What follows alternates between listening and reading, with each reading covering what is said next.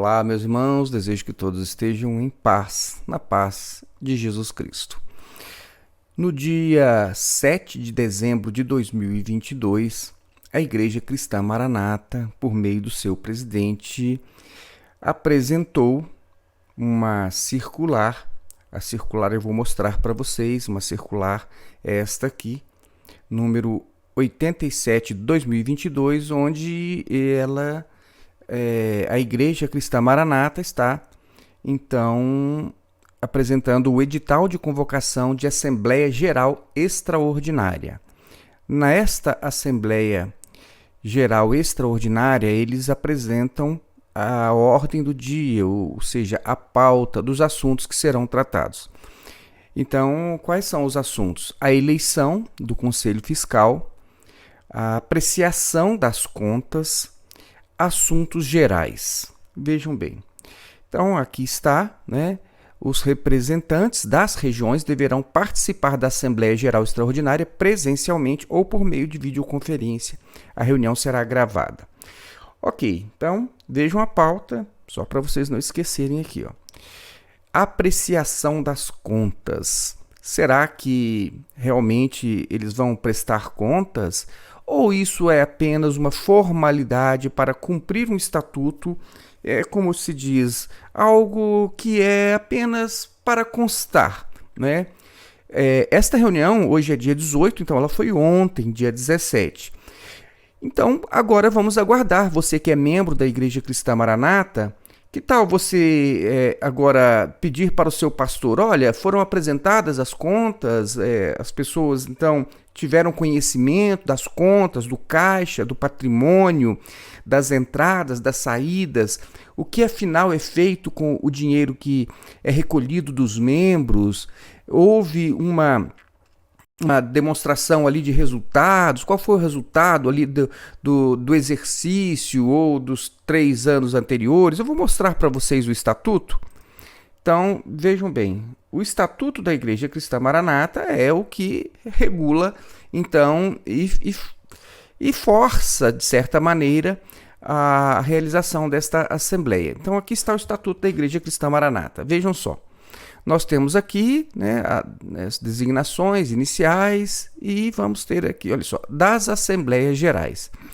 Então, aqui diz o seguinte: a ICM reunir-se-á em Assembleia Geral Ordinária a cada 3 anos, em qualquer lugar, mediante convocação do presidente da ICM, do Conselho Deliberativo ou do Conselho Presbiteral. Agora, adivinhe só, isso aqui é a Geral Ordinária, tá certo? Ela tem que ser realizada a cada 3 anos. Mas você tem aqui, olha só, que em Assembleia Geral Extraordinária, em qualquer época e lugar, sempre que for convocada pelo presidente da ICM e pelo Conselho Deliberativo ou pelo Conselho Presbiteral, e, em qualquer destes casos, o presidente é Gedeu Tigueiros, entenderam? Então, esta reunião agora, você tem uma que é obrigatória a cada 3 anos, que é a ordinária, e você tem esta extraordinária que pode ser convocada a qualquer tempo. Parágrafo 1º. As Assembleias Gerais são compostas pelos representantes das regiões geográficas do território brasileiro e do exterior, os quais podem ser substituídos a qualquer tempo. Então, essas Assembleias Gerais elas são compostas por representantes das regiões, e aqui eles dizem quantos representantes de cada região, não é? Então, vocês viram lá que na convocação eles estão convocando os representantes das regiões. São esses aqui, ó. São 2 representantes da região norte, são 3 representantes da região nordeste, são aqui, ó, 3 representantes da região centro-oeste, 10 representantes da região sudeste, 3 representantes da região sul e 3 representantes do exterior. Então, apenas 3 representantes de toda a obra no exterior, que eles dizem que está em 200 países, e eles têm apenas 3 representantes na Igreja Cristã Maranata para, então, receber aqui, em tese, uma prestação de contas ou aprovar as contas da igreja. Então, vejam que aqui no estatuto você vai observar o seguinte, olha aqui, ó. tem os motivos aqui, ó, o estatuto e tal, né? Olha aqui, ó. Compete privativamente às Assembleias Gerais eleger e destituir os membros do Conselho Fiscal, né, que é o que eles vão fazer, são a formalidade deles lá, decidir sobre a reforma do Estatuto, né, aprovar os relatórios anuais dos administradores, nestes inclusos as contas e os balanços examinados pelo Conselho Fiscal. E a pergunta que eu faço é o seguinte: mesmo que você tenha, então, uma Assembleia Geral, que na verdade é uma Assembleia apenas com algumas pessoas que, detalhe, estas algumas pessoas, elas podem ser destituídas a qualquer tempo, elas são colocadas e destituídas a qualquer tempo. Por quem? Olha só, vou repetir aqui para vocês, ó. Parágrafo 1º aqui do artigo 8º. As Assembleias Gerais são compostas pelos representantes das regiões geográficas do território brasileiro e do exterior, os quais podem ser substituídos a qualquer tempo mediante indicação do Conselho Deliberativo. Quem é o presidente do Conselho Deliberativo? Gedeu Trigueiros. Então, prestem atenção. Você tem um grupo de pessoas que vai, então, aprovar as contas da igreja. Mas este grupo de pessoas, ele pode ser substituído a qualquer tempo pelo presidente da igreja, que é o presidente do Conselho Deliberativo, que é o presidente do Conselho Presbiteral. Então, vocês acham que eles vão dizer o que sobre estas contas? Se eles podem ser substituídos a qualquer tempo por aquele que tem, né, o governo da igreja, a chave do cofre, e é aquele que comanda a instituição e que pode substituir qualquer pessoa a qualquer tempo. O que vocês acham? Vocês acham, então, que alguém vai lá para apreciar contas? Se fossem para apreciar contas de verdade, primeiro, essas pessoas elas não poderiam ser assim substituídas a qualquer momento pelo presidente do Conselho Deliberativo, que é o presidente da ICM. Tá ok? Então, eles deveriam receber com antecedência a contabilidade da igreja, para que eles pudessem examinar uma prestação de contas, os relatórios todos, para que eles pudessem examinar e cada um elaborar ali o seu parecer e ir para esta reunião com ali as suas observações sobre as contas. Olha, isso aqui está certo, isso aqui não está certo, né? Isso aqui está demonstrado, isso aqui não está demonstrado, como se fosse realmente uma pessoa que vai fiscalizar. Ou seja, essas pessoas eles vão ali, a meu ver, é o que me parece pelo estatuto, é que essas pessoas vão ali apenas para, vamos dizer assim, estamos cumprindo com as regras, com as normas estatutárias da igreja, está tudo claro, está tudo transparente, as contas, depois eles vão dizer, as contas da igreja foram prestadas e foram aprovadas. Como foram prestadas e como foram aprovadas? Esta que é a questão que eu sempre trago para vocês. Certa vez, em um dos processos que a Igreja Cristã Maranata moveu contra mim, eu havia falado sobre a ausência de transparência. E eles questionaram, olha só como ele fala mal da igreja, ele está dizendo que a igreja não é transparente. E eu, na resposta, eu disse, e é? Excelente oportunidade, então, para vocês indicarem quando, em algum momento da história da igreja, houve uma prestação de contas aos membros que são os contribuintes. Ou se, né, você achar que é muito você convocar uma Assembleia Geral com todos os membros, como é possível acontecer a Assembleia Geral, onde todos os membros podem participar. Mas é muita gente. Então vamos fazer uma Assembleia Geral, então, apenas com os pastores de cada igreja local, que eles possam participar, porque aí eles têm condições de transmitir as informações para a igreja local. E eu pergunto, isso alguma vez foi feito? Alguma vez na história da Maranata foi feito? Então, quer dizer, ninguém tem acesso. Há pessoas, inclusive, que não sabem nem onde está o estatuto da igreja. Há pessoas que não sabem nem que existe estatuto da igreja. Há pessoas que não fazem ideia, né, para onde vai o dinheiro da igreja. Eles acham que todo o dinheiro da igreja é só para construir templos, né? E que, então, empata. Olha, tudo que a gente recebe, a gente constrói templos, zerou, 0 a 0 aqui, entendeu? É só isso que a igreja faz com dinheiro, né?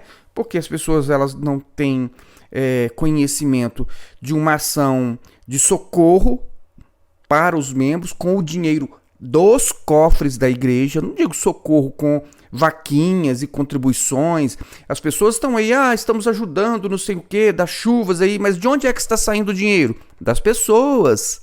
As pessoas que já contribuem para a igreja, eles vão lá e fazem uma doação, doação de roupa, doação de alimentos, e aí a igreja então distribui, mas quem foi que financiou a doação? Foram os membros, que já são dizimistas, que já são ofertantes, que já entregam o dinheiro para a igreja.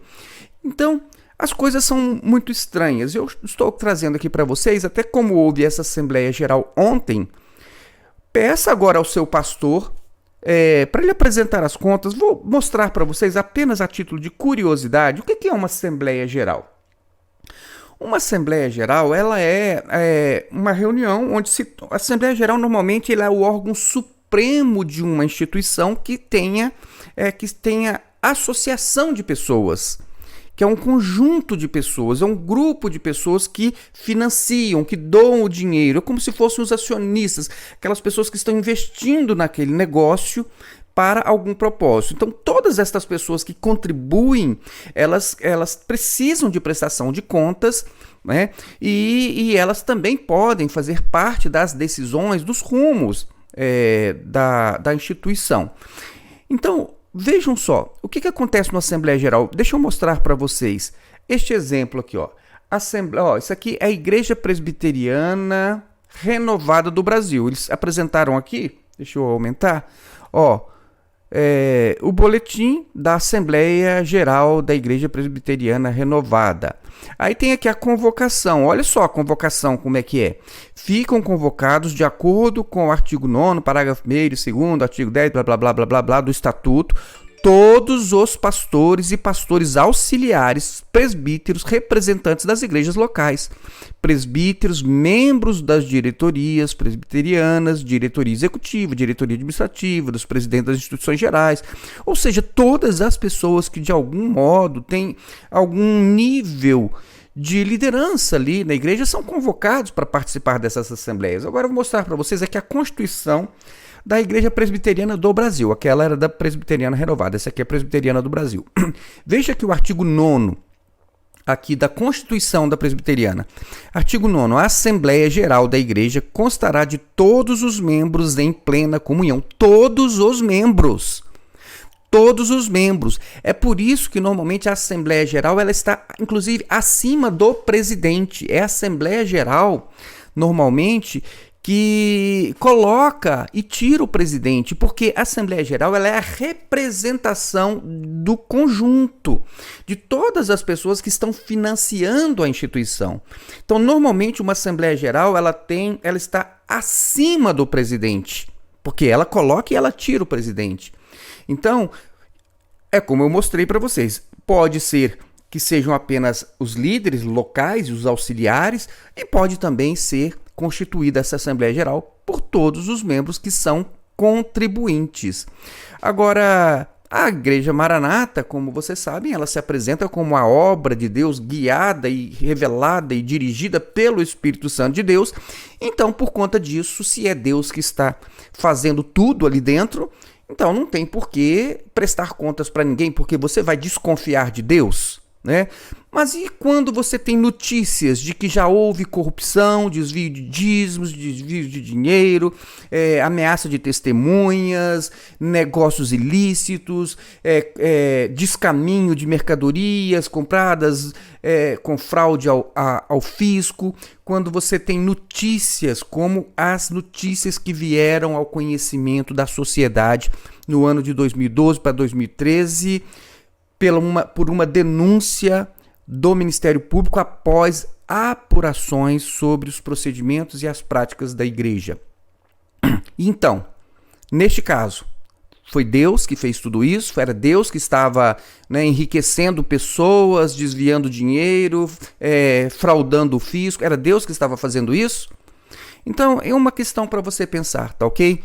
A Assembleia Geral aconteceu ontem, agora peça ao seu pastor, para que ele então diga: pastor, então as contas foram aprovadas, cadê as contas, onde estão as contas, onde é que eu acesso para eu poder conferir essas contas também, né? Por que são só aquelas pessoazinhas que são convocadas ali das regiões e que inclusive elas podem ser substituídas a qualquer tempo? Por quê? Faça essas perguntas para o seu pastor, afinal, você não tem direito de saber se o dinheiro que você está entregando para essa instituição está sendo bem administrado?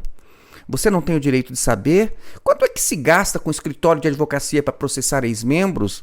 Eu vou fazer um vídeo também essa semana mostrando já o número de pessoas processadas pela Igreja Cristã Maranata. Eu atualizei, está no canal Celeiros, no site Celeiros também. Depois eu vou dar essa informação. Mas será que o dinheiro da igreja é para ficar pagando advogados, processando ex-membros, né? Marketing, encomendas e coisas desse tipo? É para isso que você está entregando o seu dinheiro para Deus processar pessoas? Ou seria para a promoção do Evangelho? Pense nisso. Deus abençoe a sua vida. Fique na paz de Jesus e até o nosso próximo vídeo.